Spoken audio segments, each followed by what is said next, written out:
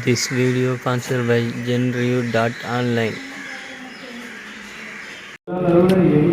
எல்லாருக்கும் வணக்கம். இன்றைக்கி எங்கே வந்துருக்கோம்? நம்ம செங்கம் பஸ் ஸ்டாண்டில் ஏதோ ஒரு மீட்டிங் நடத்துகிறாங்க. அது நம்ம போய் கிட்ட போய் பார்க்கலாம். செங்கம் பேரூராட்சி சார்பாக நடத்தப்படுது இந்த மீட்டிங்கு.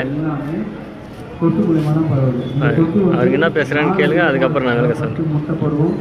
அடுத்து வந்து டெங்கு ஒழிப்பு மசூல் படுகுது, அதனால ஒரு விழிப்புணர்வு மக்களுக்கு இந்த மழை காலத்தில் ஒரு விழிப்புணர்வு ஏற்படுத்துகிறாங்க. வந்து நம்ம முட்டையிலே அழிக்கலாம். முட்டையை எப்படி அழிக்கலாம்னா, நம்ம சுற்றி இருக்கக்கூடிய வானத்தை பார்த்த மாதிரி இருக்கக்கூடிய எல்லா பாத்திரங்களையும் இருக்கக்கூடிய பயன்படுத்தாத தண்ணி, நம்ம சின்ன கப்புலேருந்து ஒரு வாட்டர் கேன் மூடியிலேருந்து பிளாஸ்டிக் கவர்லேருந்து மழைநீரோ இல்லை நல்ல தண்ணியோ எங்கெல்லாம் தேங்குதோ அங்கெல்லாம் இந்த டெங்கு காலரா விட்டுட்டோம் அப்படின்னா அந்த பீப்பா வளர அளவுக்கு ஒரு தண்ணி இருக்குன்னா தண்ணி நிச்சயமாக பயன்படுத்துறதுக்கு தகுதி இல்லாத ஒரு தண்ணியாக தான் இருக்கும். ஏன்னா தண்ணி ஒரு 4 நாள் 3 நாள் தேங்க வச்சுருக்கிறதா தான் பீப்பாவே வரும்.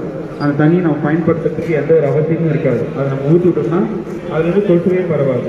சரி, நம்மளோட பொது சுகாதாரத்துறையும் பல்வேறு களப்பணியாளர்களை அதை நியமித்து அதை முற்றிலுமாக 15 வருஷத்துக்கு முன்ன பிறந்த குழந்தைகளோட பிறப்பு பதிவு செய்ய முடியாது. அதனால இந்த வருஷம் 31ஆம் தேதிக்குள்ள பண்ணிக்கிட்டா மட்டும்தான் அவங்களோட பிறப்பை பதிவு பண்ண முடியும். தயவு செய்து 2000 பிறந்த குழந்தைங்களுக்கு 2010 வரையில் இருக்கிற குழந்தைங்களுக்கு வந்து பிறப்பு சான்றிதழ் வாங்கலன்னா இந்த வருஷம் டிசம்பர் 2024 டிசம்பர் 31ஆம் தேதி வரை தான் கடைசி நாள். அரசு வந்து சலுகை வழங்கியிருக்காங்க.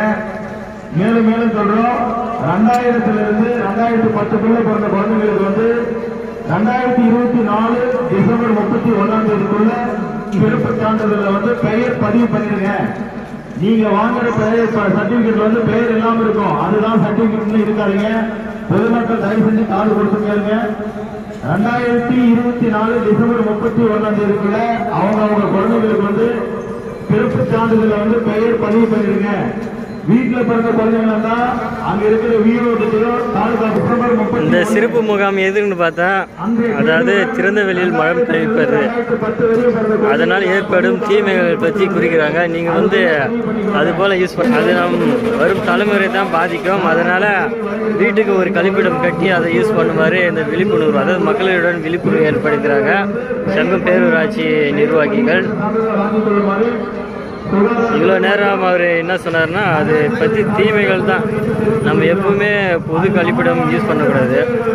அதாவது திறந்த வெளியில் பொது கழிப்பிடம், இந்த கவர்மெண்ட் கழிப்பிடம், வீட்டில் கழிப்பிடம்லாம் கட்டி நம்ம யூஸ் பண்ணோம். அதுதான் நம்மளுக்கும் நம்மளுடைய குழந்தைகளுக்கும் நன்மை தருமா. இதுக்கப்புறம் எல்லாம் பொது இடங்களையும் கழிப்பிடம் கழிக்காதீங்க, அசுத்தம் செய்யாதீங்க. கவர்மெண்ட் சொல்கிறபடி கேட்டு நடங்க. வாங்க.